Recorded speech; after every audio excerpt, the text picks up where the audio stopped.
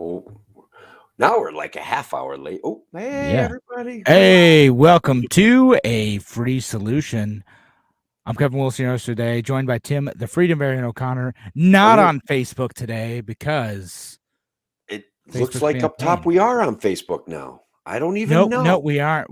I got the red things, man. You got the It's red arrows. for Okay. security reasons. Your account has limited access to the site for a few days. If you have any questions, contact our help center. No, they're not We going to be helpful. I've we been down have this we road. have questions, Facebook. We We have do. questions. Facebook is suppressing us. They They're are. suppressing our free speech. They are. Those are they don't. It's just crazy. It's crazy what they're doing So it's to. because they're threatened by us. They are. We're a threat. Actually, it's probably We're a just threat. stupid robots, but We're a it's threat to the much system. cooler to say that they're threatened by our speech. Yeah. For security I did reasons. share our feed from our group page to my personal page. Sometimes that helps. Oh yeah, we'll do you that. know? And hopefully we get there we go. Found us again. It could be Patty. She missed our show last week. She was feeling bad. But hey, whatever. For whatever reason, we're doing this. Even though I just had to send in like a whole thing with Facebook too, where I had to send in my ID and get something notarized so I could run political ads for someone for work and jump through a bunch of hoops and answer questions and sort of a whole ridiculous thing. And this is how Facebook treats me. You called somebody a dip. Yeah, I did. I talked about rye bread and dip, and that was a bridge too far for Facebook. They said my account was restricted after that. It sounds like I'm joking. I'm not. No, that's what it was. All right. Anyway, folks, we're listening to this on our podcast audience and on our other stream. We will get to a substantive show. We're half an hour late, but we will get to a substantive show. I promise you. We're going to talk about the FTC suing Amazon for being a monopoly, the wrath of Linda Khan. Yeah, and when you first sent that to me, I thought it was like the florist, the FTC florist. I'm like, what? That's crazy. But that maybe it's an FTC. I don't know. Federal Trade Commission. And then we'll talk about it's government shutdown season. It's our annual tradition of pretending that the government is going to like run out of money. This year, now back with even less pretending. Because the government, even if it doesn't authorize any spending, can still spend money in Ukraine, as it turns out. Apparently, man, like they can spend it. It's just wild what they're talking about, the numbers compared to what we're spending in Ukraine. But again, that'll give me one more chance to scream about the broken windows fallacy and how 30% of our economy, 25% of our economy is completely freaking imaginary. We're dusting off bombs, get them to Ukraine, and recording a sale. And we're like, yay, economic growth. We're winning. It's like we're winning. That's right. Anyway, we're gonna go in at 4 minutes, the main show. Appreciate all of y'all sticking with us and jumping across 3 different streams if you're trying to watch the live show. You guys rock. You guys are awesome. Yep. And so we're gonna be going live in 3, 2. Now, an hour of clarity for exhausted people of our nation mired in toxic partisanship. Left versus right, us versus them. While we pay to keep our politicians fighting, how do we, the people, rise up and solve the great challenges of our time? We do it by embracing freedom and liberty. There may be no such thing as a free lunch, but this hour is as close as it gets. Welcome to A Free Solution. Welcome to A Free Solution. I'm Kevin Willis today, joined by Tim, the Freedom Variant O'Connor. I'm here, Kevin, and we're off to the races. We sure are. We are starting our show. We're kicking butt. We're not going to let Facebook keep us down. Facebook can't keep us down, man. That's right. Appreciate all of you who are joining us here on WYSL and our live streaming audiences, which are just YouTube and Twitter and one Facebook group today, but not our Facebook pages for some strange reason. But we're glad everyone who is able to join us, who was able to find us, is able to listen today, because we got some great topics lined up. What we're going to talk about, whether or not Amazon is a monopoly. Yeah. You know, if we wildly stretch the definition of monopoly to include our political enemies, and it's government shutdown season. It's that time of year where we all pretend that the government's going to run out of money, and then we do some kabuki theater about the park shutting down, and we scare everyone that they're going to not get their checks, and then we spend more money and do another CR and then move on with our lives. All while failing to create a budget all at the same time. Year after year after year after year. It's an endless cycle. Yeah, it's an annual tradition at this point. Like, we're just not even. A few people do actually want to vote on a budget, and we're going to talk about that too. Like, there are members of Congress who think that they should do their jobs. So that's the one thing that the House is responsible for, is spending money for the federal government and coming up with a budget by which to do so, a governing document. And they have failed to do it now. 12 years? Something like that. It's been continuing resolutions for a really, really, really long time. And I don't know, like, I don't know that there's any way to hold them accountable for this. Like, the re-election rate is phenomenal. They keep getting reelected and failing to do their jobs. I say shut it down, Kevin. Shut it all down. Shut it down. It's the government's fault anyway. All of it. No, no, I mean, actually, let's just jump into this topic. We'll talk about the government shutdown, and then we're gonna next segment, or we're gonna talk about Amazon and pretending Amazon's a monopoly. So the government shutdown thing, right? So what happens? What happens every year? Every year now is the government just. They have to appropriate money, because that's what Congress is supposed to do. As you said, they're supposed to say, here is all the money that we are going to spend on everything. Like, here is what we're going to spend on defense, and here's what we're going to spend on interior, and here's what we're going to spend on education, blah, blah, blah. That's what they're supposed to do. That's their whole job. That's why we're supposed to be sending them to Washington, is to make some laws, and most importantly, say, what money are we spending? Right? Yeah. What keeps happening? We've gone over it even on this show, is they just say, well, we're not going to vote on our own budget. We're just going to pass a continuing resolution and just do what we did last time, but with a little bit more. I mean, there's also the extra special events that happen, like the COVID spending packages. So sometimes they will, spend a little bit more, but they've had a long time to think about what they want to do in terms of like money that they could be spending.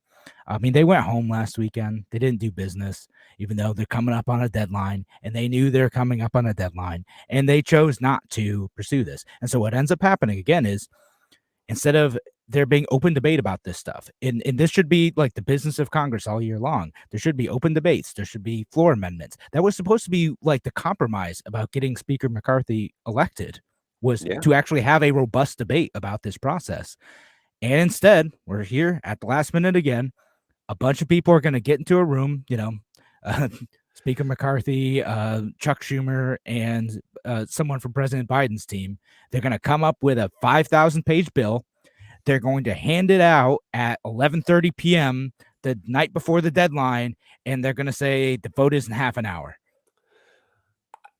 That is, you have to vote on it so you can see what's in it. Like that. Yeah. Is one of the most bizarrest, most irresponsible kind of things that I've seen come down the pipe. Like, it drives me crazy. They have one job and they fail to do it. So I did go to the Washington Post, because they are the source for things like this. Like, who's going to get hurt? Okay, who is going to get hurt by this government shutdown. And so, really, when it comes right down to it, people that are applying for tax returns and our young men and women serving in the military are the only ones that really look like they're going to get hurt. Some Yeah. people get furloughed. Most people can Well, work now they without do a pay. thing where they most government employees get back pay, right? Yeah, So it's not like it even like there's not even the incentive for Congress to do the right thing because someone's gonna like lose a paycheck. right. No, they're all gonna get back pay. Yeah, Just the government doesn't actually shut down when the government shuts down. It's just it it, just ends it up being more expensive, and then they put up like gates at the Washington Monument and stuff. yeah. They're going to lock the restrooms at the national parks. The parks are probably still going to be open. They have what are called contingency plans, and they have funds set aside to kind of keep certain operations going. But like to punish you for perhaps voting for someone who stands in the way of this continuing resolution nonsense that continues and continues, they're going to lock the restrooms at the national parks. So that's that. Who's using the restrooms anyway? Just I mean, I'll be perfectly honest. I have an alternate plan for that. It's not a big deal. oh no. It's just like, okay, lock them. I'll set, there's a big tree right over there. I mean, I'm just saying there's an easy workaround, and I don't have any. Like, I need a tour of a national park from a tour guide. I'm just gonna follow the map around. Hope I don't get lost. Hopefully, I don't. What if they like the rescue services for the national parks for when people get lost? Like, what if they get furloughed? That could be kind of awkward, right? Yeah, no, that's fair. You're gonna have to rely on volunteers. The last government shutdown, I was very afraid that my stoplights, like on I-88, where you got to turn off of Route 7 to get onto, I was afraid those stoplights were going to stop working, Kevin. I went and checked on them immediately, and they were still working, bro. They were For still now, working. It's Yeah, so I guess I don't have that fear to contend with anymore. yeah, but so a lot of stuff is considered essential, so it Yeah. it doesn't really get shut down, including now weirdly, and again, I sort of get like the Ukraine funding, but why is Ukraine funding like considered essential? So essential that like even during a government shutdown where Congress hasn't appropriated money for anything, they are still going to get funding. I don't know. That doesn't seem right to me. Look, have this ongoing thing of making an issue about the funding of wars and the shipment of military aid is really like what they're doing is taking our old bombs, putting them into circulation, blowing them up against Russia, and recording it as a win in our gross domestic product. It's a real broken fallacy situation. The best place for those bombs, their accrued wealth, keep them in a vault. Let them accumulate dust until somebody attacks us. Like, that's the reality that I want us to deal with. I don't think that shipping lethal aid to recycle or to use up our material so that we have to replace it is the actual win for the American people. I don't think it's a win. And besides, I'm anti-war, and I'm getting more and more comfortable there as I just Right. The older I get, it's just like this is what we do, and I don't like any of it. No, I think that's totally fair. And no, again with the Ukraine situation, like the thing I don't like about it is mostly like the military just stepping in, like, no, we consider this an essential service. We're not going to stop aid, right? But again, there should be consequences like everywhere for actually shutting the government down, right? Like, sorry, like there needs to be, and I know this is like life and death in some situations, but there needs to be some consequence to say if you do not do your job, people will suffer because you need to do your job effectively. You need to do what we pay you to do in Congress and work together and come up with like distinct budget priorities to do this. Which again, but to be fair to some folks, like I guess Matt Gaetz is one of the people leading this, who I often disagree with, but he's saying like, hey, we should vote on like at least I think 5 different appropriation bills is what he was asking for, because again, that's what they wanted when they came to a compromise to elect Speaker McCarthy. Is like, let's actually vote on this stuff. Let's have open floor debates. Let's be able to offer our amendments. Let's follow the parliamentary rules that Congress is supposed to pass, and you will get to a consensus eventually. You set a time limit for that debate, right? Like, you can do that. Right. Like, that's what the speaker is supposed to do. That's how it's supposed to function. People like Justin Amash have been talking about this for years, but like, let Congress be Congress. Let the democratic process play out. You say, okay, here's our bill. Here are the subsections of the bill. Here's your time to do amendments. You have this month, this many days per section, and then we're going to close it, and then we're going to put it to a vote, right? Like that's what you do, and then you line up the speakers who are on your side, and you say your piece, and they make the best arguments, and then sometimes people are persuaded, sometimes they're not. They might just follow along partisan lines, but you've given everyone a chance to speak. That's how a democracy, that's how a republic is supposed to work. But we're not doing that anymore, and we haven't been doing it for a long time. Again, we've had like at least a continuing resolution for the last like 20 years almost. Yeah, haven't we? It's been going on forever. And like, look, the biggest pain I'm going to feel in my life if the government does shut down is all the whining, bleeding, constant, like false juxtapositions and weird equivalencies that are going to be all over Twitter about how the legislature's actually doing its job and appropriating money and negotiating this is hurting people, and it's going to drive me crazy. But it will give me a lot of likes because I have been calling those people like names and stuff, and people love that. So wait, I mean, like again, these folks like, oh, you're hurting people by not doing a continuing resolution like at the last minute that you can't read again. No, like you should have been doing your job the whole time. You wouldn't have to do this emergency like consequence of procrastination if they did their job, if like you had effective leadership in Congress in the first place. And I can't help but wonder like when like the members themselves are going to be so ashamed at the dereliction of their own jobs that like they will actually step up and do something about it as the Constitution requires.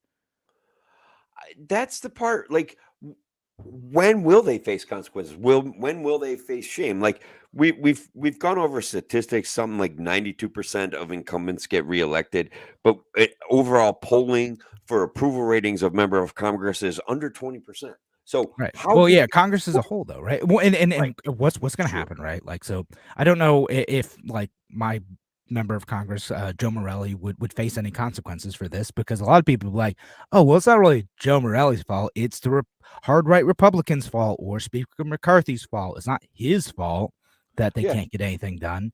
And so, and then the Democrats in the area will just fundraise off of, can you believe that jerk Kevin McCarthy wasn't able to do that? You know what we need to do? We need to elect more Democrats to make sure that like we can kick that guy out.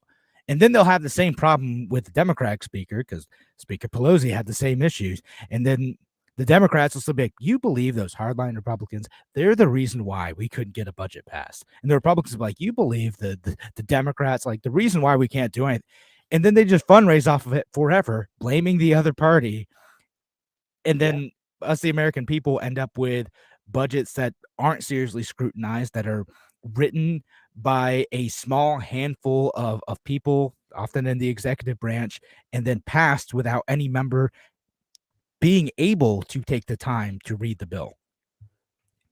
It's deliberate, right? It's this top-down executive, hey, this is what we need to spend money on. Here you go. Here's your budget. It comes directly from the Biden administration and his cabinet. And it's forced on. And look, Trump did the same thing. He tried to do the same thing. He wasn't quite as successful. And he also blinked when it really came time to shut down the government and not sign a continuing resolution. But whatever, here we are. How do we fix it, Kevin? I have no idea. It's just like ridiculous, right? I'm not sure either until like, again, because it's tough for me to imagine like anyone holding any of their individual members of Congress accountable for like this failure. Like I don't think people will. No, you're right. And so like it has to be like members of Congress have to care enough. And again, for a lot of them, unfortunately, like I don't think this is like everyone. I mean, there are people like, again, like Justin Amash is one of them who's like, hey, this is messed up. And a lot of people making a stink that are considered like the hard right holdouts, who are trying to get like an actual debate on this stuff passed. And they're doing a few things I don't like necessarily agree with. They want to debate on like immigration stuff. They want to debate on, the abortion stuff. They want a few things that I might not necessarily agree with, but still having a debate is completely valid. But a lot of members, or at least the way a lot of members of Congress are acting, it's like because they don't have incentive, because they don't have accountability, it's easier for them to just fundraise off of the frustration by blaming someone else and coast along without actually having to do the tough work of having to cast a lot of votes that then they will have to be accountable for, because a lot of members of Congress don't like that. They don't want to have to like vote yes or no on some like specific budget item that someone might care about a lot.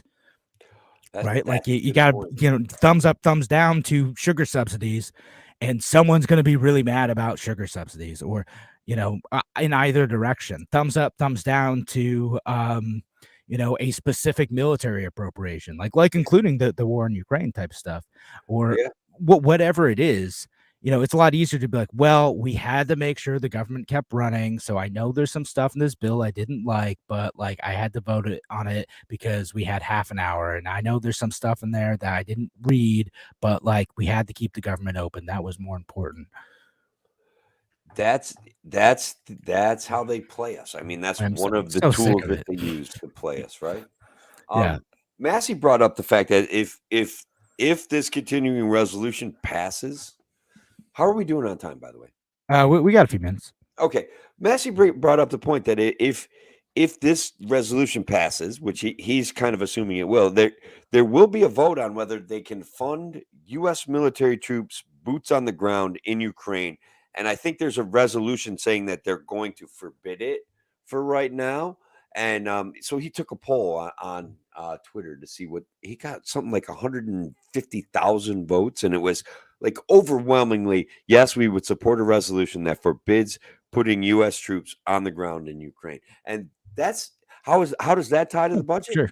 We control those purse strings, right? Like if we can't pay them to go in there, they can't go in there. It's kind of an interesting way of how the budgeting process is actually how they solve a lot of problems and how they control a lot of action. Yeah. No, and there should be votes on things like that too. And yet, but right now, something like that would never make it to the floor. Like it just Right. won't. There's not an option. There's no way votes like that even get a shot, because it's so tightly controlled by the leadership that like there's no actual debate. There's no actual democracy that's possible, which is supposed to be the whole point. Right? What are we doing here? We got a constitution. What's going on? What are we being ruled by when we don't debate items in the budget, when we just freak out emotionally over continuing resolutions, when we call our enemies extreme, far right MAGA or maggot Republicans who want to hold the U.S. government hostage, like trying to inflect the feelings from January 6th. Like, how do we fix this? Like, that's my question. I don't know. And I don't know if we can. And then, it's tough. Yeah, I don't know. Like, again, I'm usually not this pessimistic, but I get really pessimistic when I talk about government stuff, because I'm like, sure. How do we? It's so ridiculously broken. Like I'm going to talk about how like great and interesting Amazon is and how that solves a bunch of problems for us. But I'm gonna be all for breaking it up, man. Smash it up. Right. You're gonna take the statist route, huh? All right. Oh yeah. Well, all right. Well, we're gonna get to that stuff, folks. So we're coming up on break in just a minute here. So again, the shutdown thing, I don't know. We'll see what happens. We'll see if it actually shuts down. But mostly, this is a circus. This is a show. We've seen it before. It would be great if some like adults would actually fix it. That would be awesome if we could make that happen. But in a minute, we're going to talk about, when we come back here on WISL, we're going to talk about Amazon and whether or not they're monopoly, because the FTC is suing them for monopolistic practices. So make sure you stay listening here on A Free Solution on WISL and everywhere else. We'll be back in just a few minutes. Talk to you soon.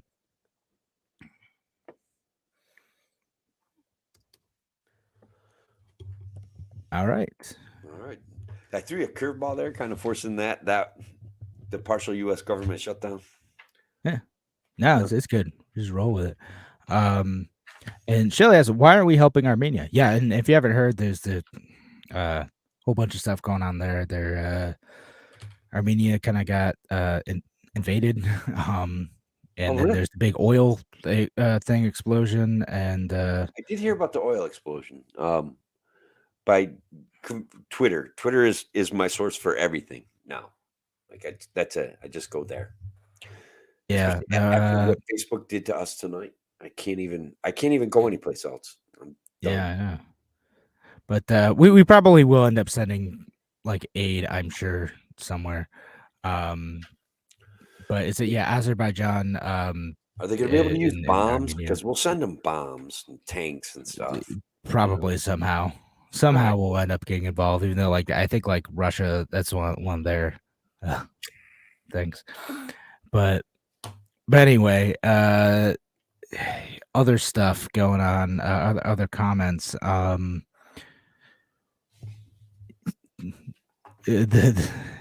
if a company, say Amazon, did this year after year, would they stay in business? No, probably not. No. You got to no. actually deliver value to customers.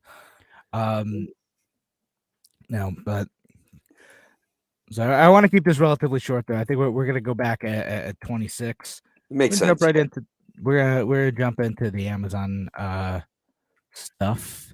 Yeah. And I'm gonna read some of this stuff from Linda Kahn. Go back in 5. Welcome back to A Free Solution. I'm Kevin Willis today, joined by Tim, the Freedom Marion O'Connor. I'm here, Kevin. I'm here. And so we're going to talk about this behemoth monopoly, competition destroying, I don't know, maybe the Walmart of the internet. I don't know. What do you think? The Walmart of the internet. That it's funny that you would put it that way, especially given that, Walmart is another company that's trying to expand their e-commerce foothold. They're actually a legit competitor to Amazon. Poor Walmart can't rip away the stranglehold of Amazon's monopoly. There's nowhere else you can buy stuff online. Like Amazon is the only option. You can't buy on Walmart or Target or independent stores or what's the weird Chinese one? Hold up a sec. Yeah. There's this place called Uline. You can get Granger. There's for the things that I do, Amazon is actually in the way for things that I do because they don't specify the product as rapidly as I need done. They don't understand what I'm looking for as rapidly as I need it done. But I do think that there are some, and here's where, like, God, I hate the fact that I might support an action by the Biden administration and the Federal Trade Commission. Like, they're going to smash up Amazon. I don't know. Like, let's talk it out. Well, the lawsuit doesn't necessarily say they're going to smash up Amazon, right? Again, this is a lawsuit that's being brought by Linda Kahn of the FTC and 17 state attorneys general. And they're saying that their business practices are unfair, essentially, in that they are harming consumers by raising prices, which is nope. No. Go ahead. No, they're raising prices somehow, and they're making it hard for competitors to do this. And so they're saying that they have a monopoly on, like, essentially like the superstore category of online shopping, which is like a weird, very narrow view to take. Like what I ended up saying about this is like, Amazon like has like a niche, right? Like they have like a thing that they're trying to serve, right? They have their unique business like differentiation that they do very well. And part of that is logistics. They're very good at trying to bring in sellers who are willing to participate in their systems to be able to get things to customers fast, right? Like that's what they do. And Amazon's a nice thing. Like there's a warehouse here in Rochester. I can usually get stuff in a day, right? Like I'm gonna put in an order for a new Wi-Fi router tonight, and I will probably have it tomorrow afternoon. It's kind of a cool thing. And if you've never like bought and sold stuff, like the way you can participate in that system is basically you can like keep some of your stuff at some warehouses, and then Amazon will very quickly be able to move that to like wherever it needs to go, right? In certain markets, right? Some places it's going to take a while, but a lot of times they can do that. And doing that has a cost, and they will support the sellers who are going to participate in that system because their customers like it and they want to sell more stuff. The government says that that's an unfair practice, that like, and they're weirdly arguing that the cost of stuff is higher because of this, but it's a little bit of a strange thing because what they're saying is, oh, well, Amazon is punishing companies who carry the products on other sites for lower prices, which so they're just not ranking stuff as high. And that the cost of like that quick shipping is built in and increases the price of stuff that's available on Amazon. But here's the thing. I think people are fine with it and they're willing to pay more for it because they can get stuff quicker. Right? Like that's Sure. fine. That's the trade-off. If people did not like it, if consumers legitimately did not like Amazon, they would not shop there. Yeah, I legitimately don't like Amazon. I would actually And you don't have to shop there, right? You Right. have other options. It's To very call them a monopoly is ridiculous. well, they have a monopoly on finding five-star 3/4 inch sockets. Okay, instead of the normal 6-star, they have a monopoly on that, and that makes me really mad. I want other places to sell those too because I want them to be easier to find, and I don't want to have to buy 'em because. And this is another part of the lawsuit, or another lawsuit being brought against Amazon, is that Kevin, Amazon Prime is a total ripoff. That's what the Why? FTC says. The It's total it's scam. it's not though. I mean, like you can think it's not a good deal, right? Like you can think like, this isn't worth the price, but like I pay for it gladly because like I like the quick shipping. I like the other benefits that come with this. Like there's some music benefits, there's like some TV benefits you get from it. I like to watch Thursday night football.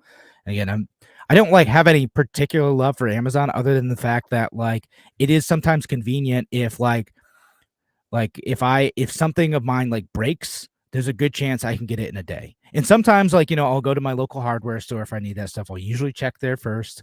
I will like look other places, but like if it's between me driving 40 minutes or like round trip to go to Home Depot or me just pushing something on my phone and having it tomorrow, yeah, I'm just going to do that like Yeah. most of the time.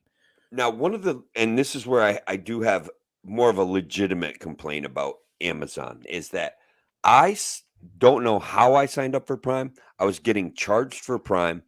I tried to use Prime. I couldn't use Prime. Then I tried to cancel Prime, and I couldn't cancel Prime without changing my debit card number. Like I couldn't find a place to cancel it. I couldn't use it, and I was getting charged from Amazon Prime for months. Like, and they owe me money for that. And I know I'm never going to see it, but it has to be like $200. Probably what happened is I let one of my kids buy something off of Amazon with my credit card. They signed up for Prime with their email address, and so Yeah. they had Prime forever, and I didn't even have access to Prime, and it was very annoying. So that is one of the pieces of the FTC suit that I kind of support. I want Prime to be easier to sign up for and not easier to sign up for because they basically practically force you to sign up for it if you're not a current Prime member, just by the way they do the logistics of the Yes, site. it as you're requires working your way 6 through the site. clicks. What's that? Requires 6 clicks to cancel. I couldn't even find the first click, so I don't know, man. Oh. You kids, you millennials understand this stuff. Us boomers, like we don't know what their subtle wording means, so we So, click I the mean, wrong thing, 'cause and the next thing you know, back in your day, you had to like write a sternly worded letter, probably on family like letterhead with like a wax seal, like yes, and yeah, like a that was notary to easy. like get something canceled. And you're complaining about 6 clicks. I don't know. I don't know about this 6 clicks thing because I couldn't cancel it. That's what I'm saying, man. Like I had to change my number on my debit card to cancel Amazon Prime. Like that's what I had to do because they I couldn't even get in the account. Like I don't even know. I don't know what happened. Yeah. It was amazing. I Yeah, tried I to mean, get I found out about it. I'm seeing the charge for Amazon Prime Marketplace on my debit card. So I go try to buy something off Amazon. I'm like, I got free shipping anyway. I can't get the free shipping. I'm like, what in the world is going on? So then I try to cancel Prime, right? That doesn't work. There was no 6 clicks out of this. So I had to like I said, I had to change my number on my credit card. It was crazy. Crazy. So sorry, man. That stinks. That's annoying. Like I don't know. It sounds like maybe it was with another account or something, but yeah. which gonna happen. Yeah, it's a pain. Like it is annoying. And that type of stuff is kind of annoying. Like I get the legitimate complaint about that. I'm more like calling them a monopoly is ridiculous. Like that, like they have like something like 10% of total retail, 38% of online retail. Like which is a lot. It's big, Sure. but like the friction to like move to something else, to move to an alternative, is so easy. Like it takes no effort at all to go shop somewhere else. Which was funny. Like before, like this topic even like came up, my wife and I were talking. She's like, "Yeah, I can't find like this specific like children's character shirt on Amazon. They don't seem to do well with that stuff. I shop at Target for those things." Right. Right. So And in which they have their own things that they compete with, right? And Target has like curbside pickup stuff. yeah. So we can get stuff like that day, and you don't even have to get out and talk to anyone. You can just hold up your phone and look straight ahead and not look at the worker's, face, and just open your Don't trunk. You don't eyeball have to them. say a word if you don't want to. I mean, you Don't could be eyeball. friendly and nice and human, but you don't have to. Yeah. No, earlier in the show you said it's government shutdown season, and my brain said, well, really it's government shakedown season. So there are elements of this lawsuit that look just like a shakedown. Like if Amazon comes up with the right payoff, everything will go away. Yeah, no, I mean that is probably it. Is they're gonna settle for something, and folks, for your benefit, I'm also gonna put down the link to the right.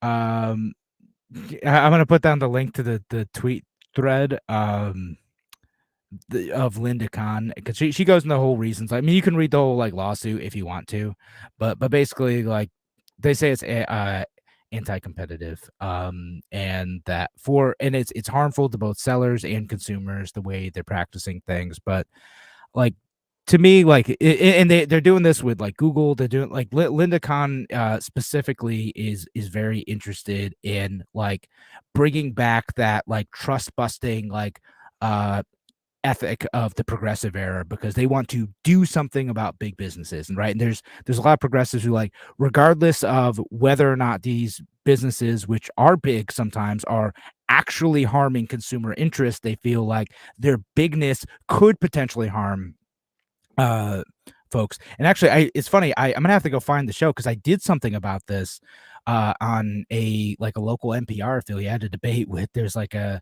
someone from who used to work at Microsoft, and like a DSA person, and what they're complaining to me, like their theory on this, what I remember is really funny. I was laughing at it. Is like Amazon has like lower price batteries that they are.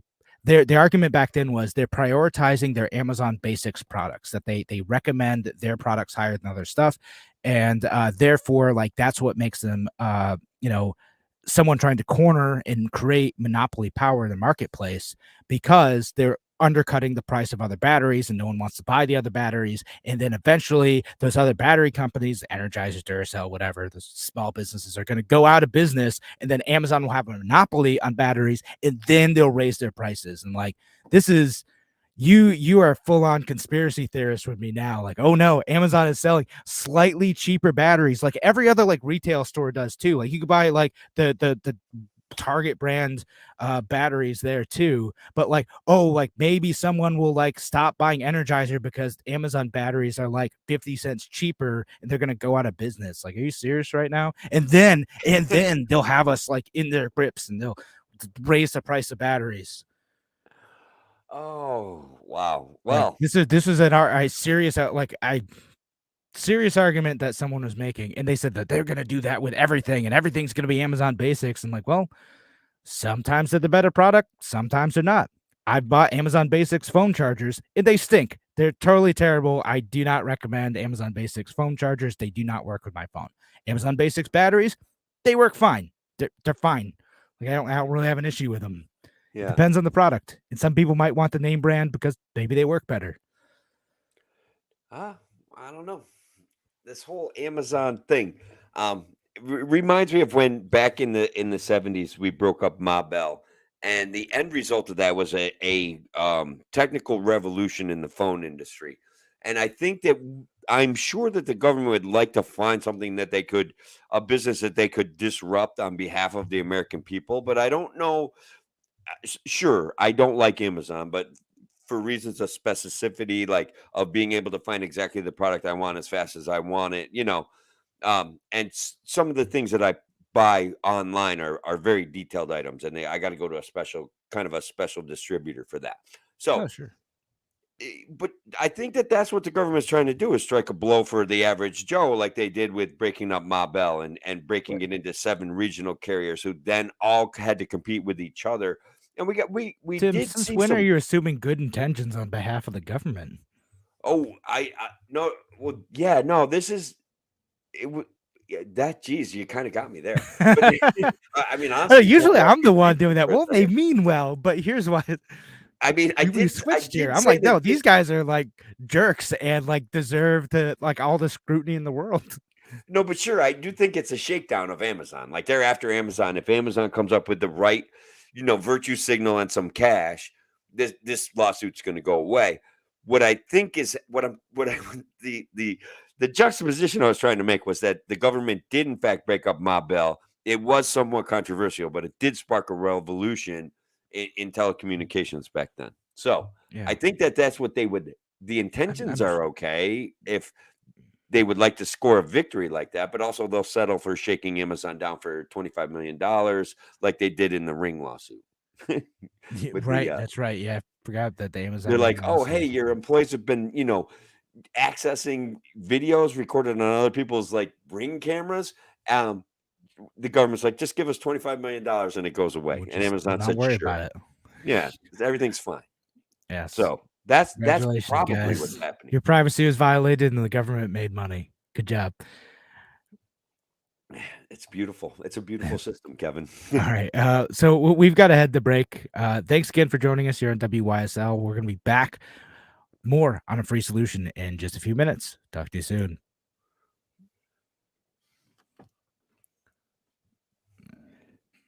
Yeah, man, you had me speechless for a second there. Like, Got him. Did I really? Wait, now let me think what I just said. And I'm like, I'm kind of tired because we've been like grinding pretty hard. So it's like, Yeah. holy cow, I could be way off base. What did I just say? No, it's like I'm sure like you're probably not wrong. They probably do think that that's what's going to happen, right? Like they're looking at the Right. historical example, but it's just right now, like like their arguments about like having such what they talked about like a flywheel or something. Like basically they have so much momentum that other companies can't start the thing. But here's what tends to happen in these situations, particularly with Amazon, is that other stores who have different stuff to offer are going to start to chip away at their market share, or a new technology will come out that will make it like easier for small businesses to do like independent shipping and to do it for cheaper, right? Like in fact, I know a bunch of businesses, like I know business owners who have started like t-shirt companies, and they didn't like doing it on Amazon because they thought like some of the inventory requirements and the logistics of setup were kind of a pain. They weren't really willing to allow themselves to be there's a business word for this, but basically be overextended in terms of like how much unsold inventory they had hanging around. And they didn't know if they would make that much money on Amazon. So they're like, all right, we'll just do this independently. And there's companies that will like go and find the cheapest rate for shipping stuff. So sometimes they might go with UPS or FedEx or USPS, or like Amazon has their own like kind of subcontracted delivery services. And they just do that. It's relatively cheap. You don't get the free shipping. So you pay, customers pay a little bit in, or they price the shipping in, whatever. And they're not doing it through Amazon, right? Like, and lots of companies do that. I buy stuff from people outside of Amazon all the time because some people don't want to be there. I mean, you got to find it, right? But again, stuff like that, like new technologies, new companies, like Amazon didn't exist 30 years ago, right? True. Like it just wasn't a thing. And they came up and we talked about like Walmart being a near monopoly, right? Like people talked about like Walmart being a monopoly on stuff, right? Which they never were. It was always ridiculous to claim that too. But like they wanted to break up Walmart. Well, Walmart got outcompeted. Amazon, it will happen to them too. They will have to adapt or die. Well, that's the beautiful thing about capitalism. Like if you're not serving people well, you're not providing value, your company will die. Yeah, and there is a certain thing about competitiveness that once you get to be a certain size and that all of a sudden you innovate the market. One of the like the government writes regulations, people work their way around the regulations. That's how Uber kind of beat up on the taxi services and the licensing schemes, and zoning and rental restrictions kind of empowered Airbnb. At some point, like Amazon's going to be the king of the hill. They're gonna buy some regulations that ultimately, end themselves. I think. I don't know. That would be Yeah, kind no, of they'll interesting. end up getting stagnant and complacent because they think they like again, something that could happen is it might not end in like a lawsuit like settlement thing. It could end in like, okay, you're right. We need to be responsible. Online companies should have to meet these regulations, and then like them and Walmart can meet those regulations and no one else can. Oh my God, that's how it always. Yeah, that's actually a pretty good prediction, right? That Yeah. that's very in character with our current governing system. Very in character with our current regulatory process. So yeah, that's on point probably. Yeah. All right. Well, what are we going to talk about for the next topic, Tim? We got That's a good other that's stuff. a good question. I mean, on some at some point, I think I would like to offer a conversation about the Libertarian Party and about the fact that Robert F. Kennedy was flirting with them. I think it might be offer some interest. There's some wild news out there, like Matt Walsh, the conservative hero, went after Britney Spears. So Oh. not only was he not cool about the 2A last week, he was a total communist about Britney Spears this week. I don't know if we want to talk about all that stuff. We talk about the Executive Action Climate Corps. I don't know. Oh, I know what we should talk about. Trump trying to buy a gun. Ooh, I heard something about that. We should All definitely. right, we're doing a weird news segment. All Yeah, right, all right, let's do it. so we're gonna go back in like 10 seconds.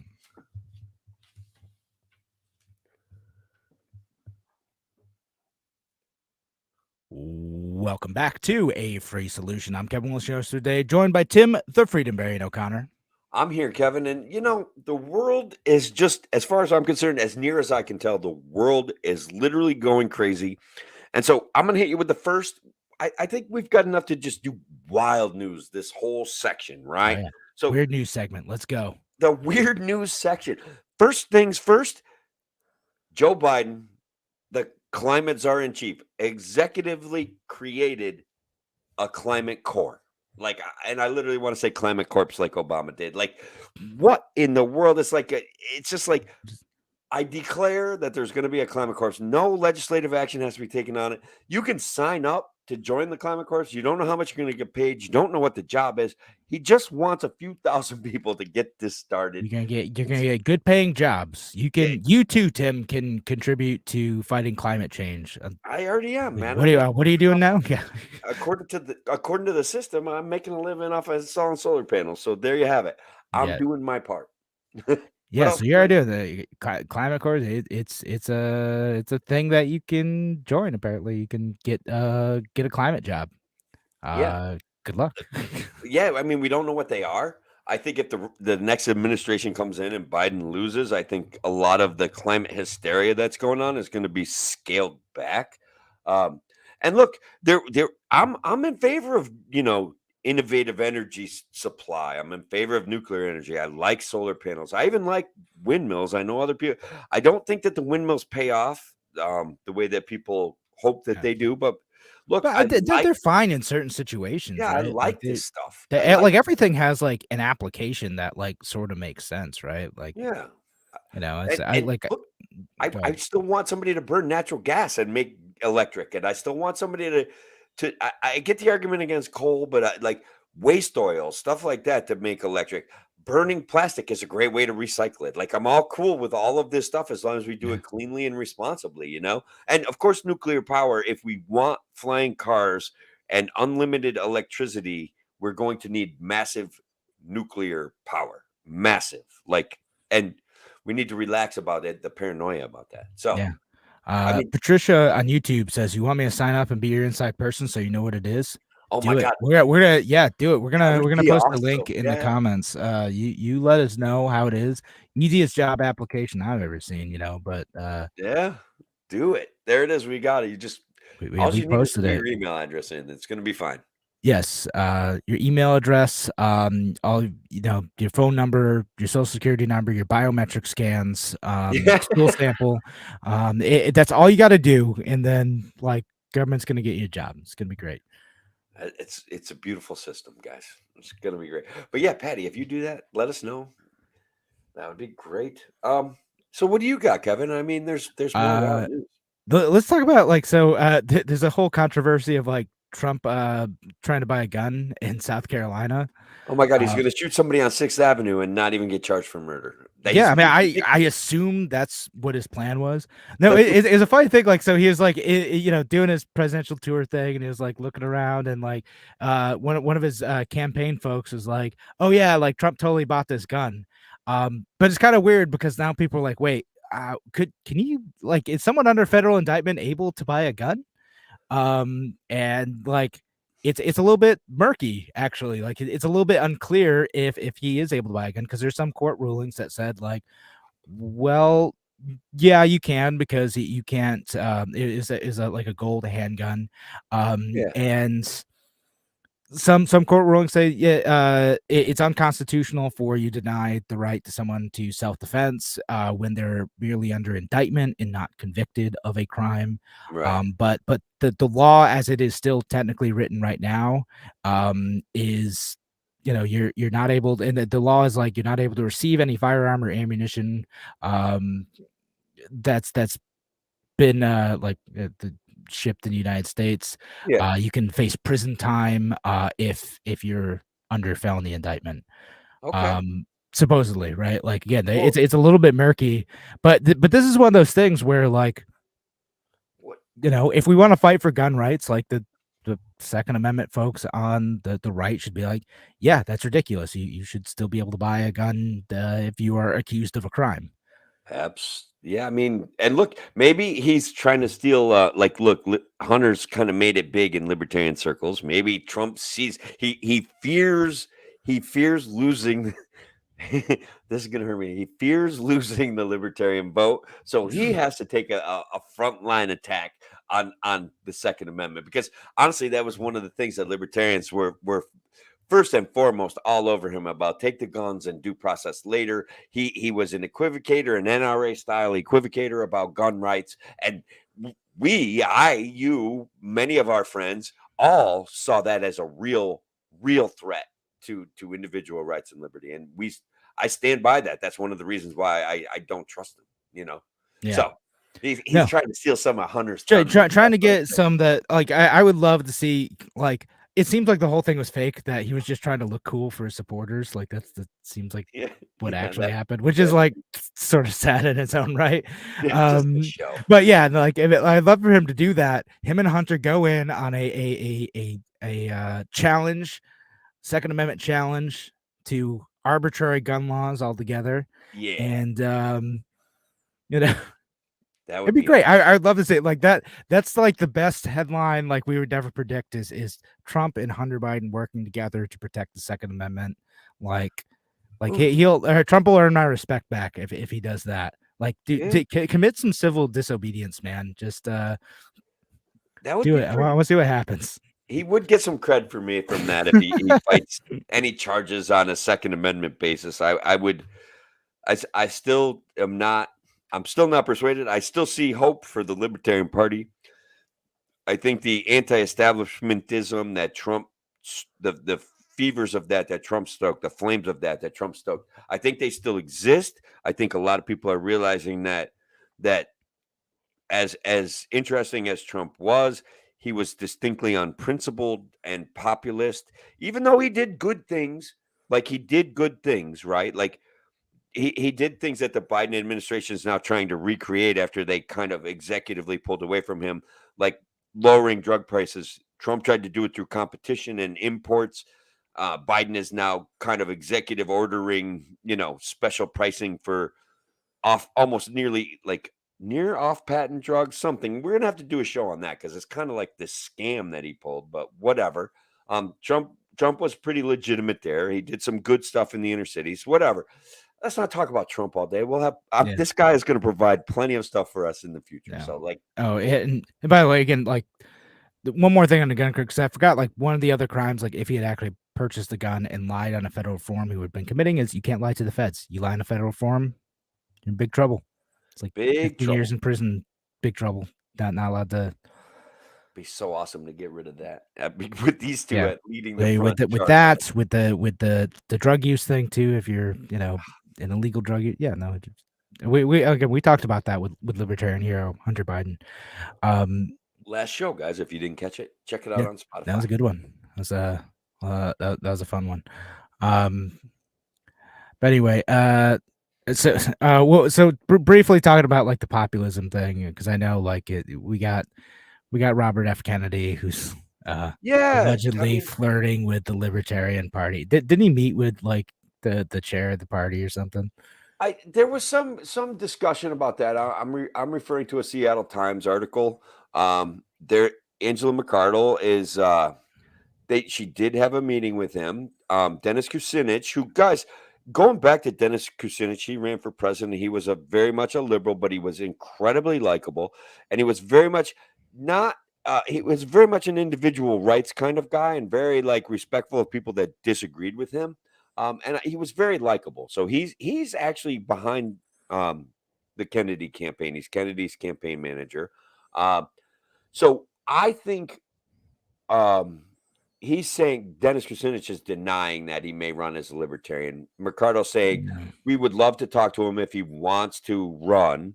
I do see some value if Robert F. Kennedy runs as an independent. I think that would be more in lines with a centrist notion that, we still need a big government, but I'm going to be better to human beings versus the one side versus the other. That's where I see value in Robert F. Kennedy's message.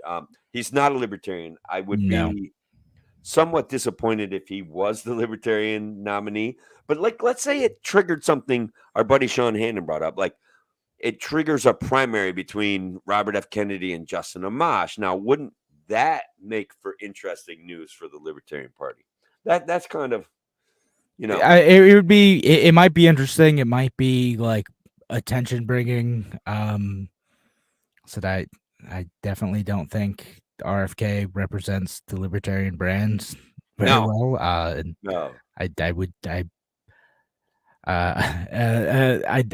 don't know. I'd vote for him even if he were the nominee. I don't know. I would have a hard time voting for him if he was the Libertarian Party nominee, and I would have a hard time supporting his candidacy and the Libertarian Party. Yeah. And look, like we'll see. We'll see. I know it's a ballot access question, but like, so it's tough. But yeah, there's if we don't stand on what we have as principles, right? That the individual is the smallest minority of all that deserves protection. If we don't stand on principles like that the Bill of Rights are not granted to us by the government. Those are our rights. We just simply, suss them out and they're on a piece of paper. Like that's a libertarian principle. If we don't stand on these principles, then what do we really have? And the answer may be, we don't have much, but still we have our principles. You know what I mean? Yeah, that's right. And we need to stick to that. Remember, the government doesn't give us rights. The Constitution doesn't give us rights. We have those rights. We restrict government to make sure that they don't violate those rights. And someone who doesn't get that, it's going to be a problem. And someone who thinks that like and this unfortunately happens with a lot of populists. Trump, RFK, I think Vivek is kind of in the same vein a little bit, but he's at least funny. People who are like, what the real problem is that me and my friends aren't in power, right? Like they don't attack the root of the problem.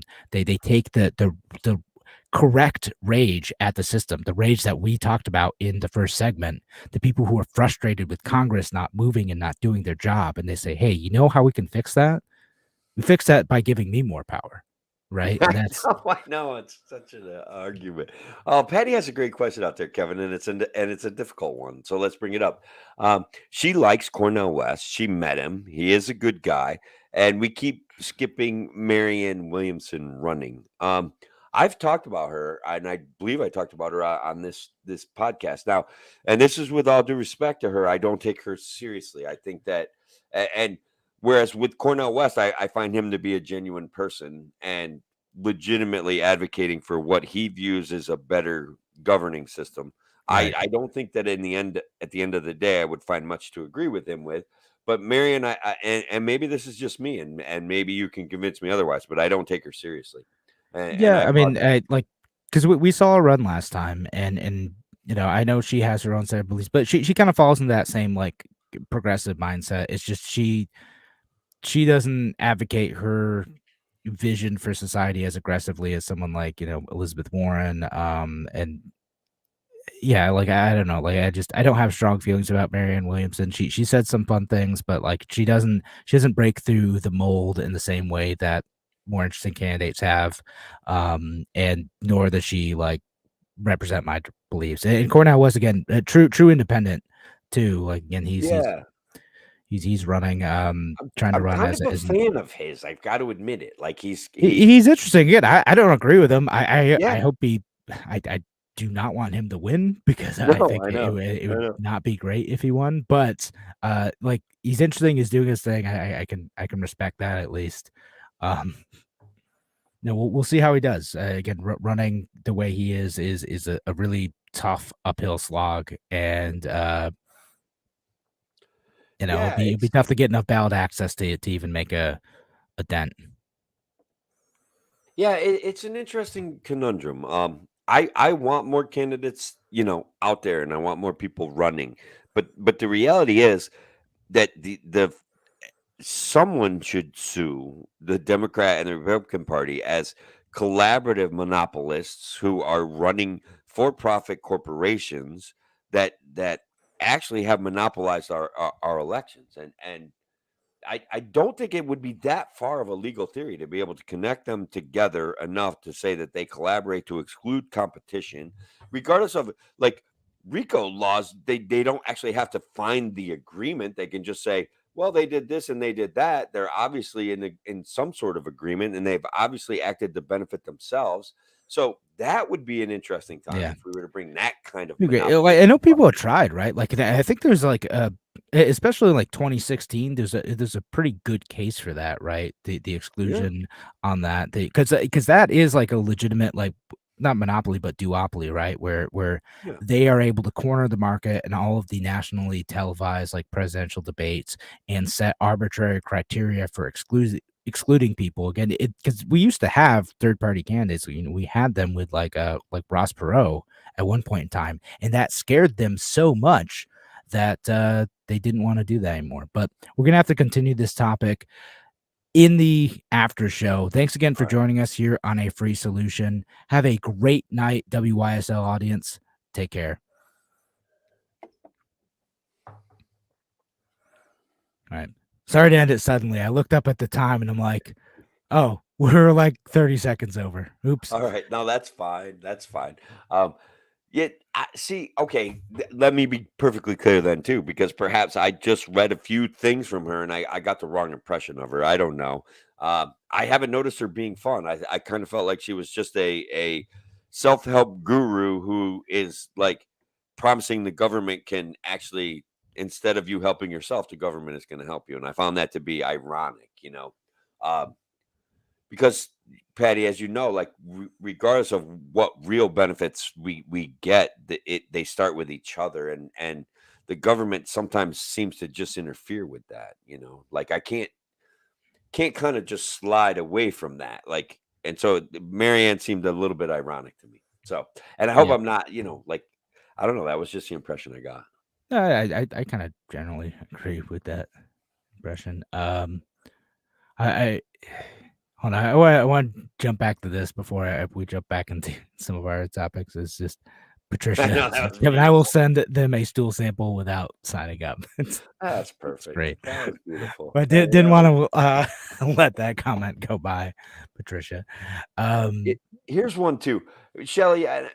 They are saying they're calling themselves libertarians. Like I think even Matt Walsh called himself a libertarian at some point on some show somewhere, and it's like, yeah, okay, like all right, so it's cool. We're here, all right, but like they don't actually understand the principles of what we're talking about, and it seems like an attempt to grab popularity, like if we could get those pesky libertarians to fall in line. It feels like that right. sometimes. But also, like, look, like Patrick Bet David, some of the Jordan Petersons, they're reaching out to real libertarian voices and having shows Mhm. with them, and I like that.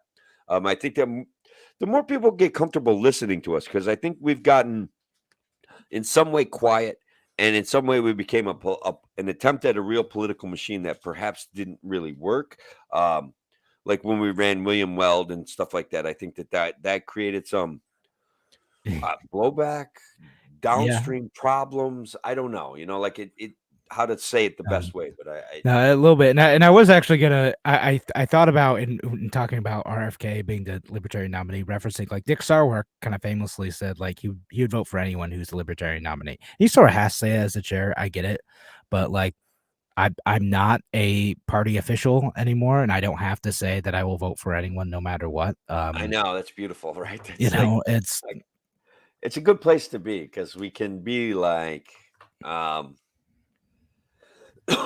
we can be critical of everything, and it's just like, yeah, all right, hey, we kind of like it this week, and maybe we don't like it next week. yeah. Like I mean, like it's the LP, like they have to keep earning people's votes, right, including ours, right? It's okay, if you're gonna put up someone who's not at all representing like our values, then okay, maybe I'm not gonna at least not gonna spend my time and maybe not even vote for them. And Right. I still like my libertarian friends, the activists, the folks running in New York State and stuff. Like y'all are great and everything. I'm just saying, like, don't you guys shouldn't take it for granted, like not us specifically, but anyone that they're gonna stick with you through any elections because people are gonna do what they're gonna do. You got to keep earning it. Gotta keep making the sale.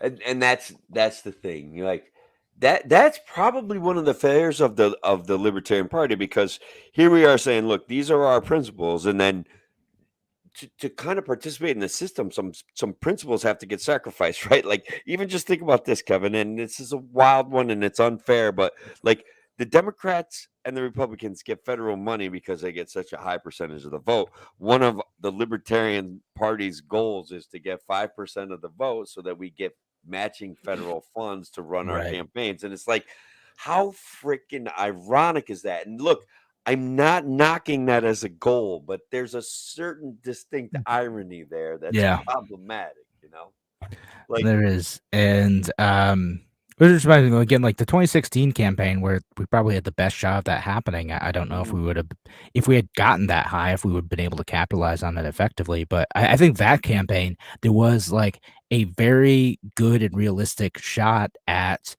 like bringing a successful lawsuit, and I think they tried to. It just got dismissed for like the monopoly on the presidential debate thing because they were going to be on the ballot in all 50 states.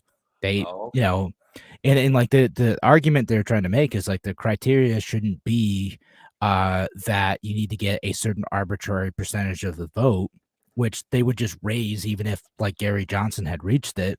The criteria should be, are they going to be on the ballot in enough states to actually win?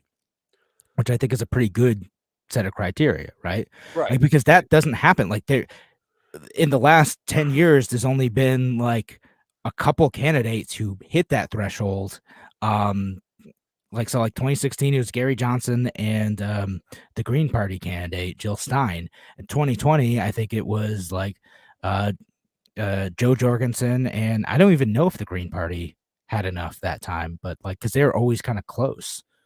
Yeah, I don't remember either. In 2024, who knows? Like it's going to be tough to say like who's going to have it. So it's a feat of resources and organization to get to the point of being on the ballot in like enough states to actually win, much less being on the ballot everywhere. Yeah. So that person should be included in the debate. Yeah, if Cornell West does it, he should be in the debate. Sorry, like Absolutely. The debates are like a show pony kind of trial thing anyway. It's like, man, here's your 5 questions, and like you're supposed to answer the questions, but you don't. And please feel free to attack the other guy personally because that helps our ratings. And I mean, it's kind of gross. if I got into the debate, that's what I would have done. Is I would have just like relentlessly called my congressman fat or something, and that would have been epic, bro. Epic. The problem is that it would work, Kevin. That's the thing. and then I would win, and then I could sit in Congress and be doing nothing right now. Oh, less than nothing and making killer money. Like we talk about what their salaries are. That's nothing. Could have been That's an unusual nothing. whale. Could Yeah, have been that's great. nothing to what they get. You get good stock buys, you get per diems, you get all sorts of other reimbursements, you get extra money for serving on committees. We don't even really have a good grasp of what like the cash flow these guys are getting from serving in the government. Yeah, We it's have a bunch of no stuff. idea. I don't know. I can't remember if I've talked on this show, by the way, like about like what happened with my debates when I ran for Congress. Like it's so frustrating. Like I got invited on the WXXI debate because they are a publicly funded entity. They have to invite everyone on. I was on the ballot, so they invited me. Congressman Morelli accepted. The Republican candidate did not, and so if the Republican candidate didn't show up, Congressman Morelli wasn't going to show up. Then there's the Channel 8 debate, which you had to have raised, like their arbitrary threshold is you had to have raised like $50,000 to get in, and Congressman Morelli met that because he's good at what he's an incumbent. Right. The Republican had not. I hadn't met that. The Republican hadn't met it either, but he loaned himself enough money to be able to get into that debate. Nice. And so, and I call up station, like, what the hell? This guy hasn't raised this much of donations. He's like, well, technically, he donated to himself. I'm like, he loaned himself money. What are you talking about? Oh, like, he shouldn't be allowed in your debate either. Like, he doesn't meet the qualifications. Sorry, he's not a serious candidate. He is as serious as I am. He just happens to be richer. No, I got invited to debate my Republican and my Democrat counterpart at Cornell, in the School of Public Governance or something, and like it was looking good. Like I was going to get there, even as a write-in. They were like, no, we don't care that you're writing. You can still come. And then, like sometime late in September, like Peter Oberrocker chickened out. Like I don't care. Like I don't hate the guy. I don't really dislike him that much, but like he literally chickened out. He didn't want to be on the stage with me. And first of all, we both would have just destroyed that poor Democrat guy because he was just a nice guy, but he was a little befuddled, to be perfectly honest. And he was really, really too nice to like. He couldn't be on a stage with a guy that can talk like me. There's no way. You know what I mean? Neither one of them can. Like that, I would have destroyed them. Like it. I don't care. I would have wrecked them. I would have wrecked them with humor, and I would have laughed the whole time, and I would have made them look so bad. But whatever. Yeah. What do you want me to say? Like they were scared. They were right to be scared. That's it. Yeah, that could be. Yeah, that's fair enough, man. I've been in debates with you. You're formidable. I try to stay on topic, and when I don't, I'll attack you. That's right. No, and by the way, I like just as a clarifying point, like I don't actually like fully blame the station for that. Like it wasn't like exactly this my situation. Sure. Patty's like I would have been mad at him, right? Patricia on YouTube. The station was actually kind of because the folks there were kind of cool about it. They're like, hey, look, this isn't really like our policy. It's like the national policy for all the stations across it. Like this is our thing. Like we can't go around this rule. Like, sorry. And he technically met the definition of rule, and they're like, yeah, sorry, but we're gonna give you airtime. Now the weird part about the station was they did a pre-recorded interview with me, right? They did a pre-recorded interview, and then like a couple days before, they're going to air that interview like immediately before the debate. And then they're like, "Oh, hey, we lost your interview." I'm like, lost it? What do you mean you lost it?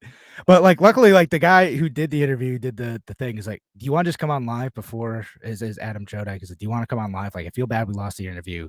Come on live. Like, we're going to do a section about local politics, and we'll introduce you as the candidate, and then talk about the debate." Like, okay, that works. So that's cool.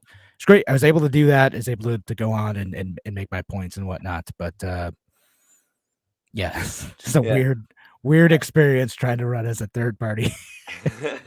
I did do a forum against my Democratic opponent, like not against him. It was just a forum, and of course the Republican didn't attend. But the host of the forum asked a question, just this general question of like, oh, what about all the money in politics, and I had just happened before the forum with looking at my opponent's donations, and he was getting it from all over the state, and there was like hundreds of dollars coming in, like from downstate. And so he's starts going off about all the dark money coming in from other various places to his Republican opponent. And I'm like, yeah, well, I'm a big fan of taking all the money out of you. Like, if you're not in a local race, and if you're getting money from George Soros, all that money should be taken out. And he just did. He was just flummoxed because the money that he was getting was coming from those little nonprofits that probably George Soros gave some money to. So he's getting $150, $200 checks. And so he did. Honestly, the host was a progressive, but a nice guy. Yeah. And him, they had no idea what to say to that, because I had circumvented their strategy of taking down the Republican by taking them down. It was beautiful. Yeah. No, that sounds great. Again, I can't wait for you to run for office again when somehow you get foolhardy enough to do that, because the entertainment value is just going to be. I don't see it happening. Our radio show is it's too successful, Kevin. Yeah, no, exactly. It's just too good of a thing going on here. Yeah. Trish says, I like town halls better than debates. Like, generally, I like that format too, right? And again, it's a little better. I've seen those. I've participated in them. And like you have a time to, like, because it's just you. Like, there's no like. I mean, you still can like point out that your opponent's terrible, but like if you're asked a direct question about a policy issue, like, and you have a host that is like committed to getting you to actually answer the question, then you actually get something of substance out of that. Again, whether or not people want that, I don't know. And again, we're talking right now about like debates, and there's a Republican debate going on right now that at least none of us are watching. that Trump's not in. Man, I that's funny that we bring that up, because I listened to that chubby guy on Jordan Peterson, and he is literally a psychopathic warmonger. Like the justifications that they come up with for fighting wars overseas and spilling the blood. Can you be more specific than that? Chubs, fatty fat, chubby. Wait, are you Chris Christie? Yeah, I mean, okay, there you go. Like, what are you talking about? Well, now that I've lost weight, I feel pretty good about making fun of how big that dude is. Come on, man. It's kind of bizarre. Did you catch the Matt Walsh Britney Spears thing? Oh, I did see that, because like she was like doing like a weird little dance, which if you've ever seen any of her content, she does weird stuff like that constantly. Like, it's just like her thing. Yeah, but he's like, oh my she had God, knives in her hand. Some sort of argument for her dad should have kept her conservatorship. And look, she doesn't move as well as she used to when she was young, but she still moves well. It was like a little Halloween skit. Her Shih Tzus weren't harmed. Like they were plastic knives. Everybody just chill out, man. Like, she's gonna do her own thing. Yeah, exactly. It's fine. Like, that doing what she did was harmless. Matt Walsh looks more and more like a communist to me every day. Like, honest to God, I don't care. Like, that guy is such a disappointment. I mean, well, like, unfortunately, there's a lot of folks, like, especially on the conservative side, on in his realm of conservatism, like, religious conservatism or national conservatism, like those areas, that they want control too. They want a different type of control. They're looking for a different type of control that is in opposition to woke progressives, but they want to control you in their own way. And so, yeah, that I'm going to be opposed to. Sorry, that guy is not on my team. I'm not closer to him, any closer to him than I am to Elizabeth Warren or whoever. I don't know. Yeah, I was going to say AOC, but actually she's had some good opinions recently. Yeah, no, look, when they stay consistent and when they say cool things, I don't care if they're on the left or on the right. I just don't care. And when I especially would like, even though I'm not particularly nice, but I feel as though society has brought us here. Like, I would like them to be nicer to each other. Elizabeth Warren going on about maggot extremists, MAGA T with a T extremists, who want the government, the legislature to do their job, like to do a job, and that's control the purse strings. Her flipping out, saying, somehow they're holding the government hostage when they're arguing for something sensible is reprehensible. It's reprehensible. It's like, you're driving me crazy. So Anyway, check this one out. And I kind of vaguely remember this. Like Erie, Pennsylvania is out. Like if you go out to Buffalo, Erie, Pennsylvania is right out there, right? Mhm. Yeah, well, So it's well, I mean, it's just south of the New York border. yeah, so you could end up in Erie and like that's pretty funny. She, oh well, I kind of remember this where she was kind of asking a bunch of questions that like she didn't have great answers about upstate New York, and then the interviewer asked her like, did she know where she was? And she Right. didn't really. So I mean, yeah, I mean, she's had some amazing gaps over the years. People forget, Yeah. but I know. Well, they do. We have short memories. I think that's another problem with libertarians is that we tend to have a longer memory for things. Like I can still remember when Joe Biden got kicked out of the presidential race for admitting that he was a plagiarist, right? And like that didn't come up once in this last like election cycle. It's like, and I told my kid, hey, my oldest kid was very pro Biden. I'm like, well, I mean, I really can't vote for a guy. I can't be interested in voting for a guy that already dropped out of the presidential race because he got caught as a plagiarist. Like I can't do it. Yeah. Not that I would have anyways. Everything he stands for is wrong practically. It's all the other stuff too, and yeah, now I know I don't want to like extend the show too much longer because it's already late, but like we'll talk about like some of the UAW stuff, the unionization stuff, like kind of the shifting of the economy and why both Joe Biden and Donald Trump are kind of like courting. Like I don't even think they're really courting like them specifically, like the UAW. They're courting like the nostalgia of how certain people feel that like manufacturing middle class like unionized folks had their heyday in the country. Like they're courting nostalgia. So maybe Yeah. we'll save that for next week though. We could talk about that next week, honestly, because we could do a very easily do a whole segment on courting the UAW, what that entails, how the government has bailed out big business, especially the car makers, how they did it, and I'll once again get to rant about the broken windows fallacy, Yeah. and why what we're seeing is for me something of an illusion. And I think we should Yeah. let's do that. Well, next and an week. interesting thing too about how the UAW one things they're mad about is the shift to electric cars because they're easier to manufacture. Yeah, And like the let's car have a companies collective say as soon as we bargaining switch to electric, we're going to cut jobs. Yeah. Just won't need as many people in it. So there's a bunch to unpack there, but I think we're gonna save that for next week. We're gonna call it a night, folks. Thanks everyone who joined us. Shelly and Patricia in the comments. You guys rock. Always appreciate it, and everyone else listening and rejoining us several times after technical Yeah, that was difficulties. great. You guys, Appreciate y'all listening to the live show who did they that. all found us on YouTube, bro. That was very Yeah. cool. That's great. All right. Well, Thank you very much for that, guys. yeah. Thanks, folks. Have a great night.